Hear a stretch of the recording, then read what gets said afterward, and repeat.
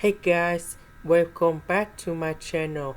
So today I want to talk about calculus, the topic that is about integration. So now I want to show you how to answer. We can use about integration by substitution.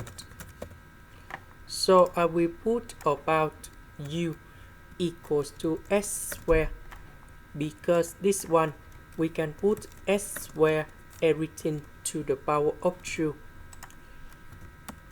Later that we need to do first the derivative for the both side, and we have to ask the s because we don't have number 2, so we need to divide both sides by number 2. This one we change for u. Ask the ask we change for this one.